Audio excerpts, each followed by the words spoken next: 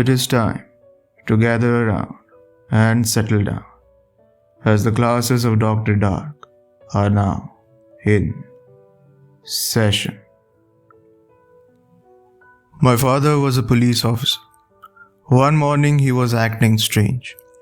I watched as he walked into the kitchen, wearing his uniform, headed for the coffee maker on the counter. He poured some into his favorite blue ceramic mug before sitting down across from me on the small round wooden table. He brought the streaming blue mug to his lips. The smell of fresh, hot coffee filled my nostrils. It wasn't long before I noticed the bags under his eyes. He looked like he hadn't slept in days. Taking occasional sips from his coffee, he numbly stared out the window to the backyard. His dark brown eyes seemed distant and filled with concern. "Dad, are you okay?" I asked, worriedly. The words seemed to make him snap from whatever trance he was in. "I'm fine, kiddo," he sighed. "Just eat your breakfast." It was more than clear that something was wrong. But I knew my dad. If he didn't tell me after I asked the first time, then there'd be no point in asking again. So I just nodded and went on to pour some more cereal into my bowl. As a couple of minutes went by, I watched as he pushed back in his chair and got up from his seat. "I gotta leave for work, buddy. I'll see you tonight." He chugged down the rest of his coffee and set the empty mug on the table, making a small thud as the ceramic hit the wood. He barely even looked at me as he walked out of the room. Later that night, I was woken up to the sight of my dad sitting on the edge of my bed. The room was dark, but the dim yellow glow of the hallway light, creeping through the crack of the slightly ajar bedroom door, was enough to help me make out the serious look on his face as he sat there, staring down at the floor. Confused, I turned on my side to look at the bedside clock on my nightstand. It read 2:45 a.m. I turned my eyes back to my dad. Is he just getting home from his shift? I asked myself, perplexed. After rubbing some of the sleep off of my eyes, I noticed he was holding his gun. "Dad?" I muttered, my gaze fixed on the Glock in his hand. "You know that I love you, right, kid?" he blurted out, still staring down at his feet. That caught me off guard. He and I hardly ever said that to each other. Don't get me wrong, my dad and I had a great relationship. We just weren't good with that kind of stuff. "Yeah," I said, as I sat myself up. "I know." Suddenly a loud thud echoed from the living room, almost making me jump out of my skin. It sounded like the front door had been kicked open. Dad turned his head, focusing on the direction of my bedroom door for a few seconds, before returning his gaze back down. I watched a mix of fear and sorrow wash over his face as he let out a tired sigh. "I should have known it'd be back," he mumbled under his breath as he shook his head. "What do you mean?" "I'll always be with you, you know." He breathed suddenly, still not looking at me. "Dad, what's going on?" I uttered, as dread started to spread through my body like a wildfire.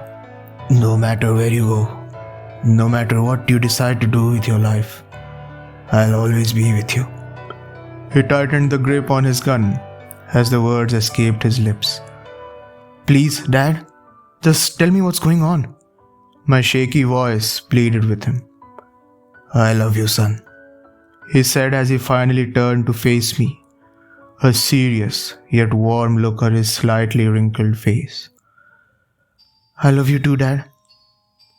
It was always hard saying those words to him, but right then, they left my lips without me even realizing it, almost like a reflex. At that moment, part of me felt I'd regret not having said it more in the past. "Now, promise me you won't get out of this room until you hear the front door open," he demanded, with a sharp look in his dark brown eyes as he stared straight into mine. "What?" I muttered. "But why?" "Promise me." He raised his voice, inching himself closer to me. "Why?" I pressed. Usually raising his voice was all it took for me to do whatever he told me, but not this time. I was too scared.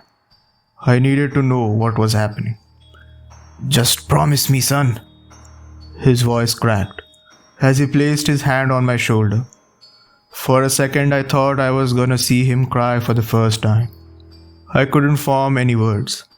The shock of seeing him like that, something I thought was impossible, knocked any form of speech out of me. So with trembling lips and watery eyes, I just nodded. He sniffled and looked up at the ceiling for a few seconds, as if trying to make imminent tears fall back. With a sigh, he brought his gaze back to me and pulled me close, placing a kiss on my forehead before getting up and trudging towards the door. He stopped right as he reached the door and turned around to look at me.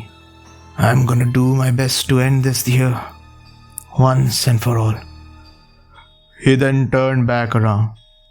Standing there, he looked down at his weapon and pressed the release button on the side of his pistol, extracting the magazine. After making sure it was full, he popped it back in and pulled back the chamber, making a satisfying click that echoed through the dark room. Gun in hand, he grabbed the doorknob, and I watched as he twisted it and pulled the door open, then shutting it behind him and leaving me in complete darkness. Sitting in my bed, in that pitch black room, I waited and listened.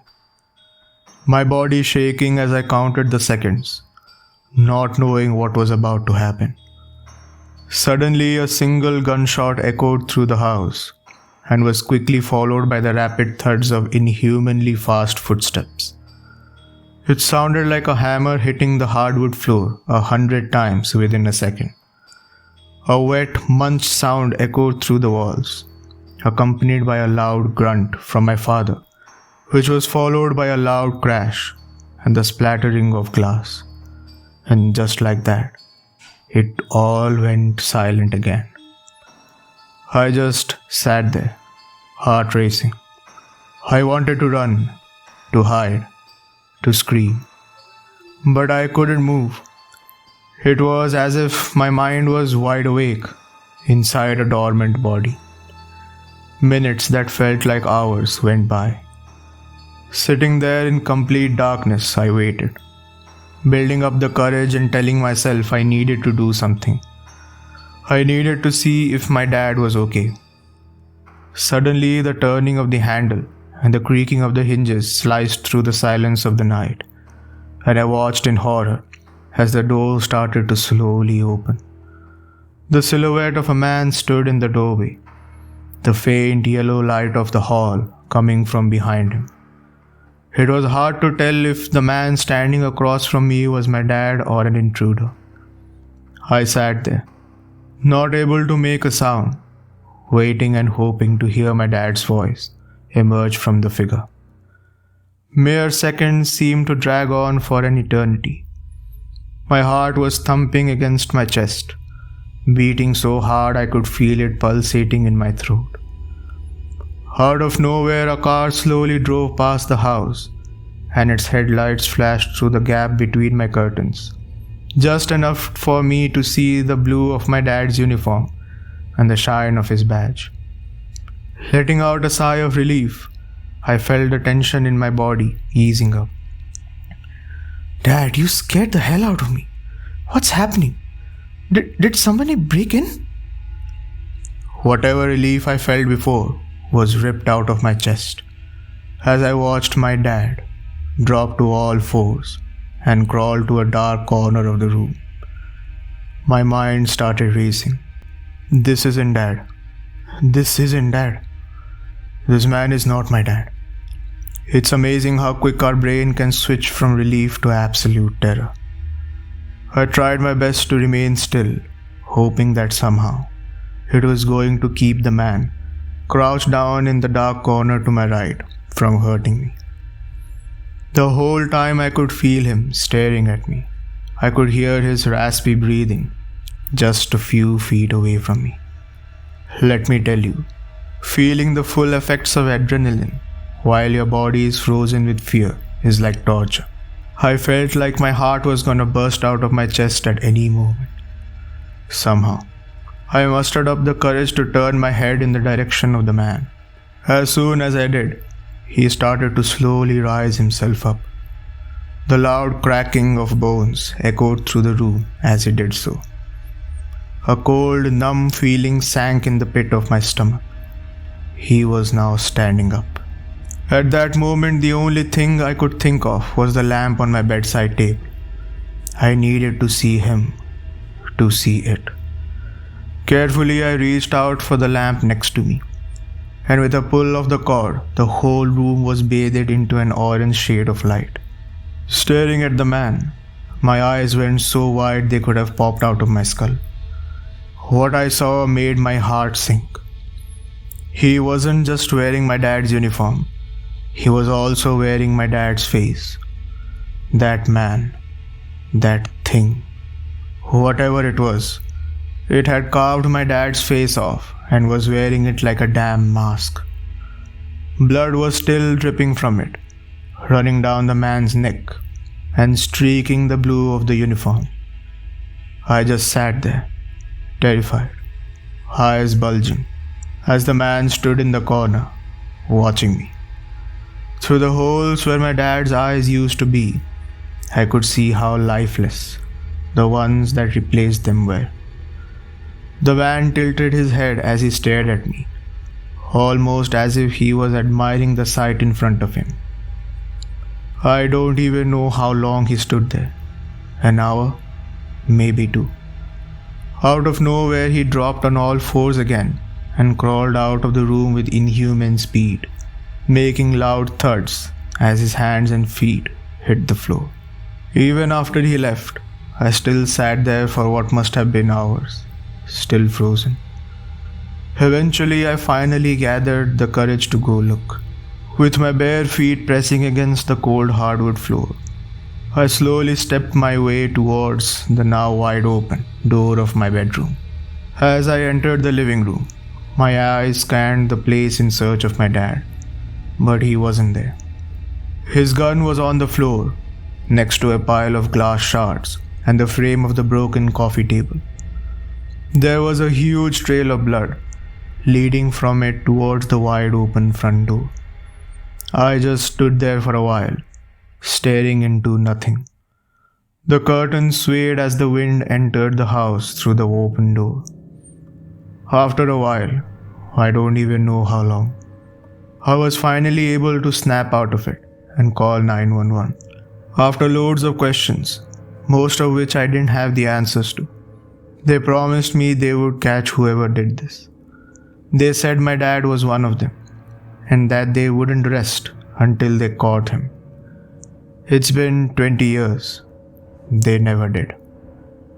I lived with my Aunt Gemma until I turned 18. I went to college, got a business degree, and did well for myself. I am 36 now, same age my dad was when it happened. After all this time, I never really understood what happened to my dad. For most of my life, I avoided the topic like the plague. However, on my 36th birthday, my Aunt Gemma called me to congratulate me. But as we were talking, she said the strangest thing. "Oh, sweetie, and don't you worry about it. It was just an awful coincidence," her voice said through the phone. "What are you talking about, Aunt Gemma?" I replied, confused. "Oh, you know, the whole thing with your father and grandfather and turning 36. It was just a freaky and horrible coincidence." "Aunt Gemma, what do you mean? What happened to Grandpa?" "Oh, your father never told you?" "No, he didn't."